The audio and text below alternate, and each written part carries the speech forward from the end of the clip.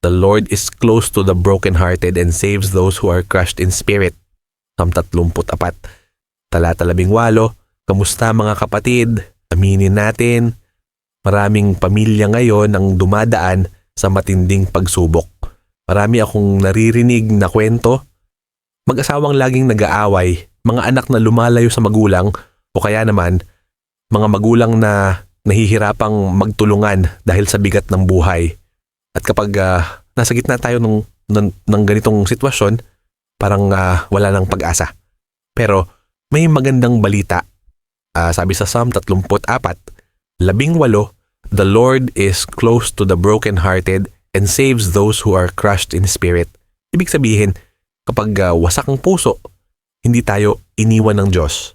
Siya mismo ang lumalapit. At kapag siya ang kasama natin, kahit gaano ka-broken ang pamilya, may pag-asa. Mga kapatid, baka iniisip mo, pwede pa bang mabuo ulit ang pamilya namin? Yes. Kasi si Jesus mismo ang Savior na hindi lang nagliligtas ng kaluluwa, kundi kaya ring mag-restore ng relasyon, magdala ng healing, at magbigay ng bagong simula. Kaya kung broken ang pamilya mo ngayon, huwag mong isipin na katapusan na. Sa Diyos, laging may bagong umpisa. At minsan, kailangan lang natin simulan sa isang simpleng prayer, Lord, heal my family.